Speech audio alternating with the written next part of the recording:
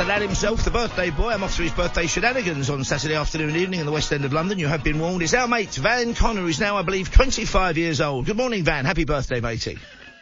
Do you know, if I were 25, I'd be a lot happier, Mr. Ross. Thank you. And I am looking forward to spending the afternoon and indeed, I presume, most of the evening and following morning with yourself and the good boys from the talkSPORT booth. I'm particularly looking forward to us going around I think it's the Victoria and Albert Museum. We're going around the exhibitions there, aren't we? He lied unconvincingly. Anyway, let's get your first Freeview film recommendation. And this is A Pip and a Peach, and it's a doozy, and it's on BBC One. Tell us more, Van. So, Spider-Man Far From Home. I'm not going to lie. I picked this because there's a lack of options for my metric, my high bar on the telly waves tonight, and I really like the Spider-Man offering. This is the Spider-Man offering that comes immediately after the events of Avengers Endgame, and they had to be very coy in the marketing about how they put it in how they edited the trailer because they didn't want to spoil like the ending of Endgame or anything like that. And a lot of this movie has to do with, spoiler alert, because spoiler alert for a 4-year-old movie now. A lot of this had to do with covering up the death of Tony Stark. And what we now get is a movie that deals with what happens to the mentor, what happens to the protege, when the mentor has died. And that's what you get when Spider-Man has to deal with the passing of, the great Tony Stark. What happens when Robert Downey Jr. is no more, when the benefactor has, passed out of the picture and Spider-Man has to move on in a world in which, he kind of is turned to as the de facto hero in a Marvel universe that's really looking for new heroes. You've also got a sort of National Lampoon's European Vacation element in this, in which he goes away on a school trip and the superheroes and supervillains pop up in all of this. Nick Fury and S.H.I.E.L.D. enter the picture and say, we need you to help deal with these villains from the elements, from the multiverse, almost as if they knew what was coming in the years to come, the proliferation of the multiverse. I mean, obviously, 4 years later, we're now sick to the back teeth of the mere mention of the word multiverse. But back then, 4 entire years ago, would you believe, we were kind of excited by the prospect. So we get Spider-Man dealing with Jake Gyllenhaal's Mysterio facing off against the villains of the multiverse. I think it's a banging movie, great performances, there's some great laughs, there's some sharp writing in there, but mostly it's Spider-Man's European summer vacation. What's not to love? Marvellous stuff. Again, it's on BBC One. Tell us the time and tell us what clip you've got for us, please, Van. So, this is on the remarkably late time tonight of 10:40 p.m. I can't figure out why they're showing a Spider-Man movie at like 22:11. But, so 10:40 tonight. I've got a clip for you. This is Spider-Man being given his S.H.I.E.L.D. debriefing by Nick Fury and Maria Hill, who you'll know from, 20-odd films in the MCU before this, but also the new introduced character of Mysterio, played by Jake Gyllenhaal. Here we go then. Versions of them exist across our mythologies. Turns out the myths are real. Like Thor. Thor was a myth, and now I study him in my physics class. These myths are threats. They first materialized on my Earth many years ago. I was part of the last battalion left trying to stop them. All we did was delay the inevitable. The elementals are here now, attacking the same coordinates. Our satellites confirm it. We have one mission. Kill it. You're coming with us. Mr. Fury, this all seems like big time. Huge superhero kind of stuff. And, I'm just a friendly neighborhood Spider-Man, sir. Bitch, please, you've been to space. Wow, it's a great film, though. A great movie. That is, as is mine, although mine's much more of a cult offering. It's on Film 4 tonight, folks, and it's the first of a kind of horror double bill. It's followed by Rosemary's Baby from, I think, 68 or 69. This is, though, Race with the Devil, and I like to think if Sam Peckinpah had ever made a horror film, he made some horrific films, but if he ever made a horror film, it would have been great if it had been this one. Stars two of his absolute favourite actors, Warren Oates and R.G. Armstrong, but great actors, both of them. Peter Fonda's in it as well, and Larissa Switch, who was the original Hot Lips in the MASH film for Robert Altman. Oh, yeah. And it's basically a series of long motorbike car chases and a recreational vehicle, because what happens is Warren Oates and Peter Fonda and their respective other halves are out on some kind of camping trip, and they witness something they shouldn't have seen, which is a human sacrifice, or so they think. And then they go to a town to report it, and they suddenly realise everybody but them in the whole of that part of the USA is a Satanist and wants them dead. So it's a non-stop chase, very violent indeed for its time. Also some great action sequences. It was rubbish by the critics when it came out, but what do they know?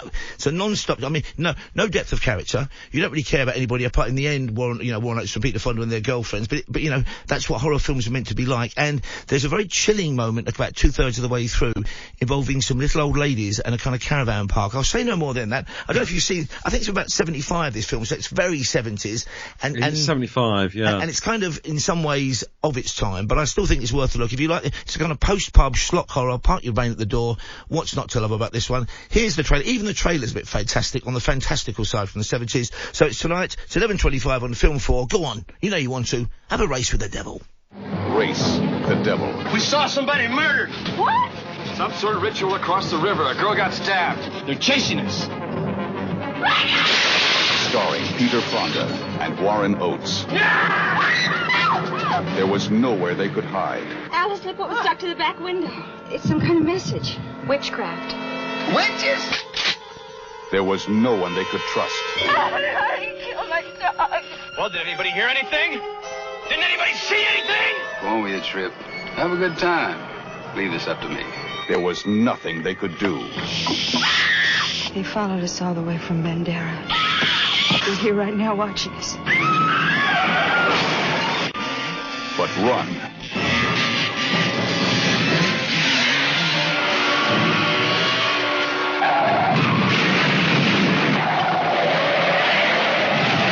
And fight. Shoot him, Frank! And race with the devil. Any film that has the line, they followed us all the way from Bandera, which makes me feel excited, and I've got no idea where Bandera is, has got to be worth a watch. So that's my Friday night sorted for tonight. As I say, straight after it on Film 4, you've got the very chilling indeed Rosemary's Baby. Let's go now to tomorrow, the day we're going on our kind of pub crawl, or is that high culture tour around the galleries and museums of London. What have you got as a Saturday Freeview recommendation for us, please? Well, we won't be watching it tomorrow, though, will we? Oh no, I mean we may be stumbling in from the, as you say, the Science Museum by then, I'm sure, Mr. Ross. But I personally am very much looking forward to coming back from the Science Museum to turn on Channel 4 at 10:30 and watch Greed, which was a Michael Winterbottom film from 2019. I think this may in fact be the final movie that Bex and I, Rebecca Perfect, and I got to go and see together when we were doing off screen together. This is when Steve Coogan gets to play a very thinly guised version of Sir Philip Green. Well, I'm sure the film lawyers would say nothing to do with Sir Philip Green at all, is it, his character? I'm sure any relations to any person living or dead are completely coincidental, rather like the Bible. But yeah, it's one of those, and it's an absolute corker. It's what you get when you've got a comedy troupe and a set of filmmakers who really know how to work together. And it's Steve Coogan on absolutely brilliant Alan Partridge level form, only here being outwardly malicious. Like, Alan Partridge is sort of incidentally malicious. Here you've got his version of maybe Sir Philip Green, who is outright malicious, going on his birthday party. You know, he's got the new hot young trophy wife, his ex-wife is there, his children from his previous marriage are there, who are all like reality TV stars there. There's one of my favourite ever gags in a movie in this, in which they actually show how things like Love Island and The Only Way is Essex are staged, which it just amuses me endlessly. Every time I talk to Johnny Seifert at Talk Radio, I think of this movie. And it cracked me up. It's funny, every time I speak to Johnny Seifert, I think of ending the conversation, but that's just me. I'm joking, John, if you're listening. Do you know what? I'm sure he'll appreciate that endlessly. But and I'm sure he'd absolutely see the Love Island connection right there, because it's very much Love Island, Only Way is Essex. Absolute corker, brilliant cast, endless references to Ridley Scott's Gladiator as well, which I appreciate wholeheartedly, but done in the best possible way. Like I say, Saturday night, Channel 4, 10:30. I've got a clip for you. This is a flashback sequence. And this is Steve Coogan in high street, tycoon form, talking about his high street window front display and chewing out, figuratively speaking, an employee. Have a listen. Marvel stuff. Here we go. You can't read the name of the shop. It's white on white. In other words, that is page 1 of the manual, isn't it? In fact, it's front cover of the book. Name recognition. Yeah. See, if you don't sort this out, Neil, the writing is on the wall for you. Except it won't be white on white, it'll be red on brown. Do you know what those colours are for, Neil? Is it blood and poo? Yeah, correct. Well done. There's hope for you yet, Neil. This is positive reinforcement. This is me motivating you. Oh, dear. I mean, no one wanted this, but I did a job once for Sir Philip Green, and let me just say I've worked for more pleasant people, is all I'll say about that particular. I mean, I took the money and cashed the cheque, so I can't really moan, but he was a challenging individual, may I say. Now, my recommendation, well, in fact, I've got 2 westerns for you. I'll have at least 1 western on the weekend. My first one is on just after midnight, and it's on Great Movies, so it's basically tipping over into Sunday morning, 12:05, though. Set the record for this one, folks, if you've not seen it before. It's The Quick and the Dead from 1995, directed by Sam Raimi, from a script by a British writer called Simon Moore, but with a bit of help from Joss Whedon, I think, on some of the little script juicing. And what a cast. Sharon Stone and Gene Hackman are the elder statesmen of the cinema on this one. You've also got, in no particular order, Leonardo DiCaprio looking about 11, Russell Crowe looking about 20, and Gary Sinise, I mean, blink at times and you'll miss him, but he looks about 18, 19 as well. And it's a very simple setup. It's set in a town called Redemption. The man in charge is Gene Hackman, who's a very bluff, tough and hideous individual called John Herod, so you get the biblical themes going out there right away. And basically there's a quick draw competition every year, and you challenge who you like, and the last gun standing, or the last gun cocked, or the last gun not killed is the winner. And Sharon Stone turns up, though, as the only female entry, partly because she has other things on her mind, mainly because she wants vengeance on people who've, guess what, shot her pa. And I don't mean her paw, as in her dog, I mean her father. Great film. This made a lot of money at the time, made money at the time, and then was ridiculed by the critics. It's become a bit of a cult classic, this one as well, I think, hasn't it? It's a great movie, this, I think. Oh, I absolutely love The Quick and the Dead. Like you say, Sam Raimi. So it's directed with a verve and a vigour. And, I mean, imagine having, like, your second stringers be like Leo and Russell Crowe. Like, that's a movie. This is, like you say, this is one that has become really, like, cult level appreciated in years since. But it's a movie starring Sharon Stone with Gene Hackman as the villain. And this had the good fortune to land at a point when there was a Western called Bad Girls that had an ensemble cast with Drew Barrymore, of course, at the time. Yeah. And it landed at a point in which Hollywood was trying to do a sort of resurgent, like, female empowerment thing. It never really took off. But for 5 minutes, there were the embers were there. The spark was trying, but it didn't catch the flame. But if you go back and you know your Hollywood history from like 94, 95, that it was there, and this was front and centre for that, definitely. And the story goes that Sharon Stone was so impressed with Leonardo DiCaprio's screen test, she offered to pay the salary himself if the studio wouldn't cast him, and he is fantastic in this. I mean, you know, by definition, not everybody's going to make it to the end, so you can place your own bets, but if you like gunfighting in a Western, there's nothing but in this film, and here's the trailer. It's on, as I say, 5 minutes past midnight, great movies, into the wee small hours, only just a Sunday morning, and it's a cracker from 95. In a town called Redemption, death is a way of life. Some fight for money. Some fight for glory. But one stranger has come here, looking for something else. I now declare the quick draw competition open. Anybody can challenge anybody.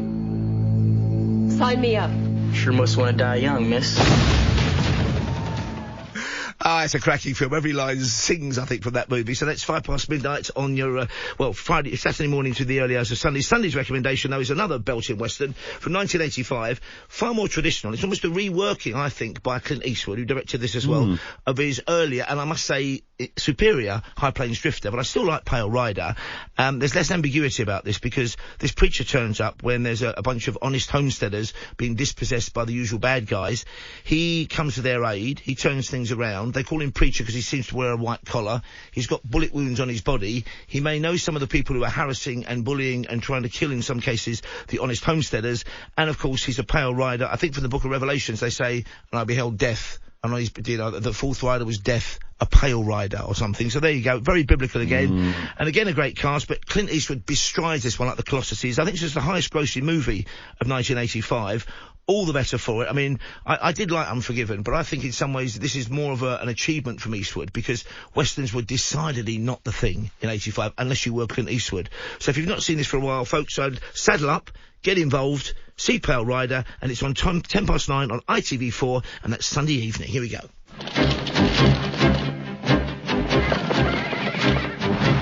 They came out of the mountains to ravage and rape a small mining village. Suddenly, a stranger appeared, and hell followed with him.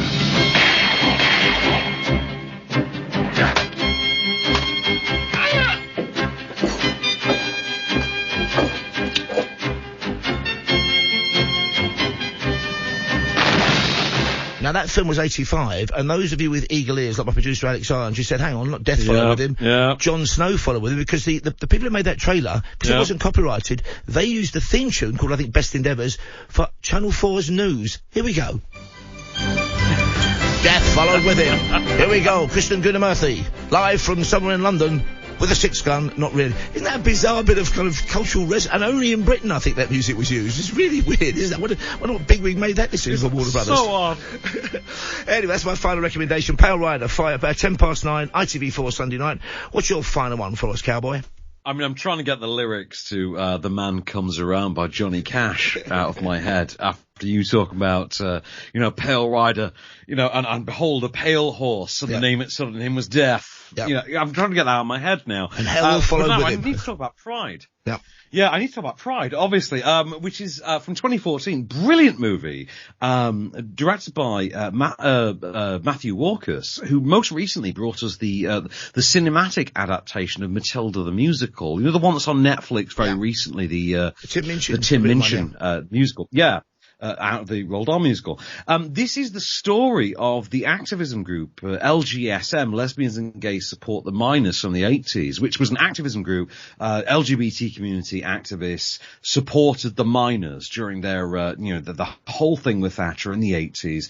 Go to Wales and join the cause and support the miners. Absolutely brilliant movie. I saw this at Talker Screen whilst hungover out of my mind on a Sunday morning in 2014. Expected nothing from it. Felt like death. And this movie was so just uplifting and powerful that, like I say, I felt like death. And within 5 minutes of this movie, I was back to normal. Like, oh my God, this is so moving and wonderful. I was really into it.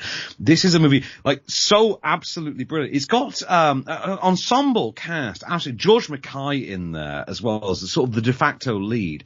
So much so, he's called, they nickname him Bromley in the movie. I met George Mackay at a Mark Kermode event a few years ago, forgot his name, met him in the corridor outside the green room, and went, Bromley! And he just embraced me, and a wonderful moment. I hugged this man whose name I had forgotten, who had just called Bromley. And he's funny that, funny, when I met Clint Eastwood, I shouted, Pale Rider! And he didn't embrace me, as if, anyway. I'm sure. But brilliant movie. You got Bill Nye in there, Imelda Staunton, ensemble cast. My standout from this is Dominic West in there as Jonathan Blake, who is one of the very first people who ever got diagnosed with HIV in Britain. He's one of the oldest living survivors, gay activist, one of the oldest survivors of the early diagnoses of HIV back in the days when it was referred to as the gay plague. Wonderfully played by Dominic West in the movie. You're going to hear him in a second in the clip, but this is just such a breathtaking, wonderful, very moving, impactful, but still quite hilarious film. I mean, Bill Nye on his own will just move you to tears with his wonderful balance of stoicism and just absolute heart. This is the perfect movie in my book. It's on BBC One Sunday night at 10:30. This will be the last day of my 30s, incidentally. So do watch this. I can't wait to watch it again myself. I think it's an absolutely wonderful film. I'll pass you over to the crew getting on the bus for the first time to go and support the miners. Take it away, Dominic West. Here we go. All aboard the Deviant's bus. No pushing, no community singing, and absolutely no back-chatting the driver. Right, where are we going? Wales? Someone better roll me a little spliffette. What I'd like to know is what Bromley told his mum and dad. Yeah. It's no big deal. Come on. I said that I was doing so well at college, they were sending me on a residential course. Doing what? Shoe pastry?